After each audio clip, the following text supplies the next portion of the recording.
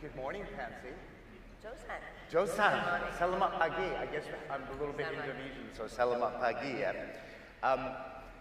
If I was going to share your bio, I think it would take the 20 minutes that's allocated, so I can't really go into details because it's so long, it's multiple pages. You're an influential and inspirational voice for tourism development in Greater China, a leading entrepreneur and public figure, the executive president of the All China Federation of Tourism Chambers of Commerce, a tourism ambassador for UN Tourism, recipient of numerous significant honors and awards. You've been involved in industries ranging from public relations, hospitality and tourism, and served in so many leadership roles over the years. You have also been generous to PATA, helping our PATA Foundation to organize a charity auction, which we raised. I remember you and I sitting on the stage there. We raised more than $300,000 in a single evening. And I very much remember being there. So, you know, I was thinking, how have you been able to juggle all of those roles and responsibilities? It's incredible. Do you sleep or do you just work all the time? I sleep, but I still think about work when I sleep. In fact, that is potentially the most productive, time because my mind is more clear. But anyway, I think the answer to all of that, I don't need to actually divulge any special secret, but because I'm sure everybody seated here does exactly that, which is you have to have a passion in life.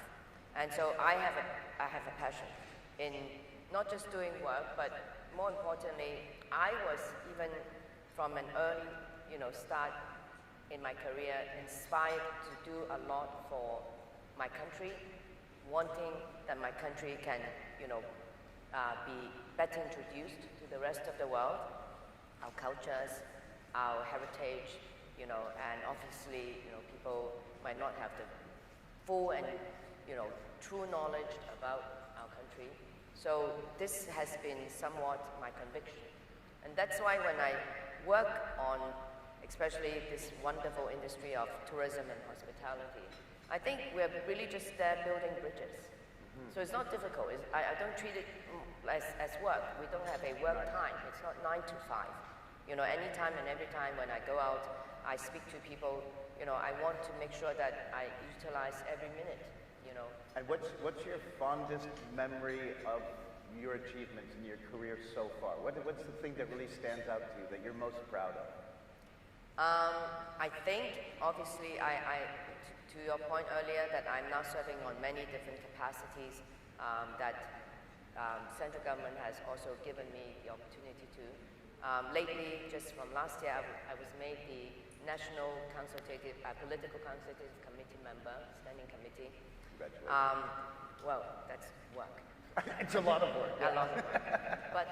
But this year, in March, during the 2 sessions, I was actually asked to make a speech, one of the 12 chosen in the whole country on that meeting, to be making a speech on behalf of the Greater Bay Area to talk in front of the National Congress, my ideas of how to bring Hong Kong, Macau, and the Greater Bay Area to a new level, and how to tackle economic developments. And so I was the one delivering one of those 12 speeches in front of the panel of our national leaders. So that seems to me is, it's not still my goal, my final goal, but that is clearly, something that will mark, an important milestone, I believe. Well, I would even say that you're an individual that's going to make a difference in the world. I think that some of the things that you do actually have global consequence, and you are going to, as Steve Jobs once said, you're going to make a dink on the universe. And what do you think that dink on the universe is? What would be that ambition of that? I'm embarking on it. In fact, this year, I think I'm going to start already with little, small steps, but I'm already starting to plan towards that. Just about a little bit more than a month ago, I was in Dunhuang, Gansu. I don't know how many of you actually have heard about this? I've been there, believe it or excellent. not. Yeah. So this is the beginning point of the Belt and Road, and of course in history, the Silk Road. This is in the northwestern part of China. It is basically the place where everybody started using the Silk Road as the way to do export, and also it brought together many different cultures. It was the point where Buddhism as a faith was brought into China, and it is a very interesting place. It's in the desert. Dunhuang is where all the grottos, the very famous painted grottos are, except that unfortunately there was a period of time when a lot of these really important relics and heritage of ours were either being taken away, or basically sold off. And so now we want to really re-ensemble them. I can't say, because right now it's spread out in the different parts of the world, and many of them are actually well kept, treasured, also by other countries and other cultures. But in a way, we are missing some part of our own history, because a lot of that are not just artwork, but more importantly, they were historical documents that basically will make up, some lost period of our own history. So what I'm doing, for instance, and I'm going away next week to France for precisely that, I've been trying to get together through my own network, Guimet Museum, which today should be possessing over 50% of all of the lost art from the grottos from Dunhuang. I'm going to initiate and pilot a campaign that will bring together Guimet Museum and Dunhuang Academy, so that they can now, because we have technology, we can use digitalized, format of and capturing all these lost documentaries, so that we can now form a complete set of the archives. So this is something that I want to do. This will be my next project into the next Well done, well done. And I know you're very passionate about Chinese culture, and you have a very strong commitment to promoting arts and culture. And earlier we were discussing, you actually, after you finished university, you actually studied arts for a while in San Francisco. And there's also this change that's happening in mainland China, because now they've moved from CNTA to the Ministry of Culture and Tourism. And I'd be interested, Pansy, to understand, what do you think the link is between culture and tourism? What's the significance of that marriage of the two? Well, I think this has always been the approach. Like, for instance, even in Macau, we have always combined developing our cultural programs alongside with promoting tourism. In fact, that has to be, a natural kind of way of doing it, because when we talk about culture, I'm sure you do know about this, you have lived so long in Asia. In most of the Asian countries, culture is an integral part of our everyday living. There's no differentiation. It's not like going to a history class that you learn about your culture and heritage, and then, however, you practice, a different lifestyle. Our lifestyle is based on our culture. So when I grew up as a child, without even knowing, every day, my mother would be telling us stories about, Chinese history. Our Marvel characters are real people. They are not, Superman who put on a costume and then they started, helping the world. They are real heroes, in, hundreds of years before, who actually did amazing things, to help our people, our country, and built, the nation.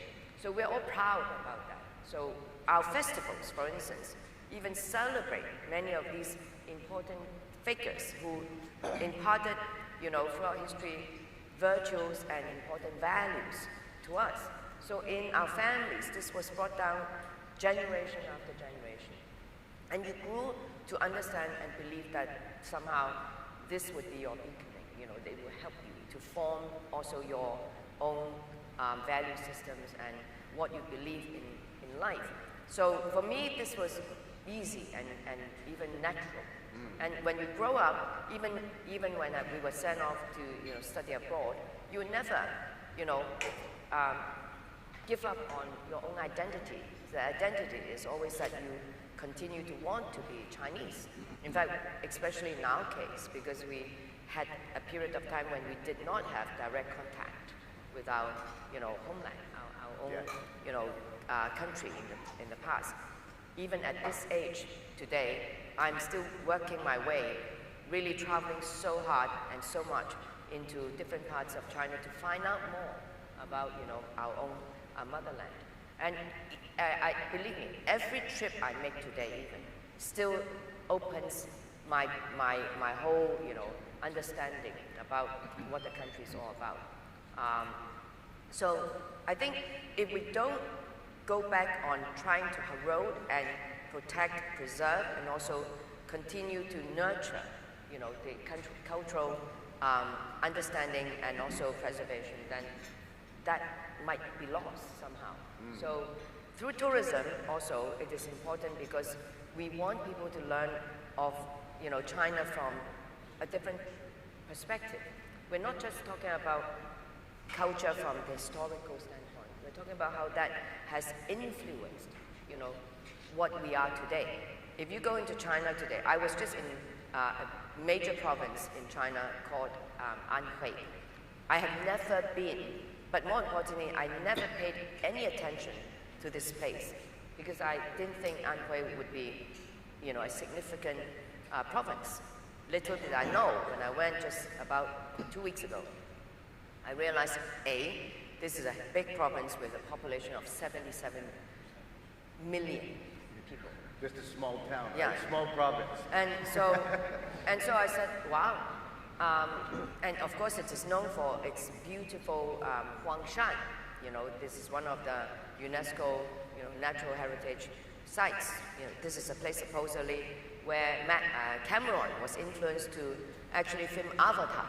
Because when he went to see the mountains, he was in awe. He couldn't believe it. All those mountains in the natural kind of geographic topography that you could not find anywhere in other parts of the world. And then he was inspired to make the movie, but then there was all the different cultural aspects in it. The poets used to live there. All the major religions or faiths, actually had their origin from there. So if you go, you can actually, if you are interested, you can learn a lot. Little did I know, apparently this is also one of the 3 so-called kind of geographic, cultural sacred sites because they influence a lot of the then, philosophers, important leaders, and so on in our history. There's even a place where they developed 1,000 cuisine place, which became imperial court cuisine. I didn't know that. I thought imperial cuisine obviously was, derived from Beijing because that was the capital. No, wrong. First of all, Beijing was not the capital until only 700 years ago. Before then, in fact, the capital was southern part of China, not the northern part of China. And it is not Anhui, but it's near Anhui, where there's a lot of, natural ingredients, and thereby, this is the place where they developed all the new cuisines. So you see, we are now talking about, I'm in 2024, and I'm only, even for a person like myself who had already a natural interest, and I thought I understood Chinese history and culture, then there's still so much to learn. So, being able to do my work and continue to always enrich my own knowledge and to see the world each day from a different perspective is what I think is driving my interest. And I hope this is what everybody here is sharing with me. let's move to Macau, yeah, because that's your original hometown in a sense, yeah. And you know, you've seen Macau grow from a Portuguese colony, a backwater village. Not to be disrespectful of the place, but I was here in the '90s as well. To the world's preeminent gaming and entertainment destination, and now a world center of tourism and leisure. What do you think about what's happened to Macau, and what's your dream for your little town that's become this big, amazing international global So hub? here I need to champion a little bit, Yes. and maybe even challenge you a little bit on that little town concept of Macau. Because first and foremost, Macau used to be not a little town. Actually, at the turn of the century, and Dr. Tuner here would tell you the same, and of course our director Elena would tell you the same. Macau, for a period of time, actually had more population than Hong Kong. Huh? Yes, absolutely. Amazing, right? During the turn of the century, and long before Hong Kong became the so-called now important economic center of, basically the cosmopolitan, you know, city, people from the northern part of China continued to migrate to the south, and they started settling in the Guangdong province area. You know, growing along the Silk Road economy, beyond just the silk, there was of course then the development of a lot of the other manufactured goods, including Chinaware, including, you know, potteries, a lot of the other export items. And they started to have to find another outlet because they can't always ship everything up to the north and go through the desert. It's inconvenient, it's, you know, expensive, it's dangerous. And so then with the development of all the maritime capability, everybody now started using the maritime route. And so the south had become more and more important. That's why that was the rise of the Canton, you know, significance and prosperity, which had led Macau originally to already have become one of the ports, long before Hong Kong. I had no idea. Yes, so for a period of time, actually Macau, if I'm not incorrect, had registered 100,000 in population before Hong Kong actually started to receive some of these immigrants. Wow. Yeah, and from there was the source of a lot of the export trade, and also a lot of the financial kind of might. The banks were first established in Macau. And even today, as we speak, there were banks that had originated from Macau and only then to move to Hong Kong. Wow. And had grown their business. So that is one part of Macau's history. I stand corrected. I won't call it formerly a little town anymore, right? And then the evolution. But the evolution is true, yes. So it went from the ups and downs, and now today, of course, we are all the way up. And we are now doing what we actually could. In fact, I'm happy, I think, to say that we are now the largest gaming-led integrated resort destination in the world. Yes. And we also have honed our skills in developing this so-called cross-sector and what we call the bigger tourism development, which means as of 2 years ago, especially when we have now gone into a new period of concession, the Macau government had now made it clear that all the integrated resort developers or operators have to invest in the non-gaming components. Have you ever seen a gaming concession award that is based on non-gaming merits? That is quite interesting. I mean, if we have time, I suggest that one day we should really, you know, put this as a case study for everyone. Because this is how a government demonstrates their conviction and commitment to really developing out the whole economy, but obviously using the pillar industry, you know, and as a basis, the foundation, and also what we have done in building out the infrastructure. I mean, over the course of the past 20 years, of course, you know, Macau's transformed due to all these investments into the infrastructure. But now in the next phase of things, we're going to have to go in and developing out the, beyond the infrastructure, now the software and all the skill sets to come along with it in terms of attracting even more, you know, you know, the whole spectrum from MICE to entertainment to arts and culture, you know, the wellness, all that you can think of. And we want to bring everybody together and use Macau also, not just for the sake of helping Macau grow, but more importantly, as a gateway to go into China. So this is now a repositioning of Macau. So strategically, we're not talking about somebody coming in and just making an investment and sitting on, you know, a portfolio for the next 20, 40, 50 years.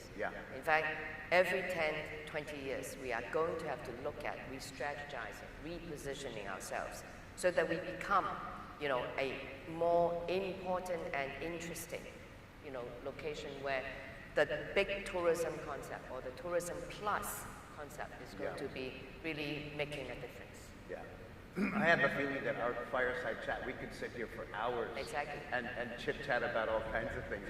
But you have, I could sit, I don't have anything to do, but you have lots of things to do. So I just want to thank you for everything that you do for the tourism industry, that you do for the greater China area, that you do for PATA. You're a real inspiration for me, you're a real inspiration for everybody in this room, and thank you. Thank you so much for being you and for doing everything you do, Pansy. Thank you. Give me 1 minute. I need to also thank PATA, of course, for really giving me a lot of support in the past. I think one of my first ever opportunity to understand the importance of bringing together, you know, all the players within the field and sharing, like, you know, what we're doing today is actually at the PATA, one of the PATA conventions. I think that was also held sometime. There's been like five. Macau, by the way, is the biggest supporter of PATA ever.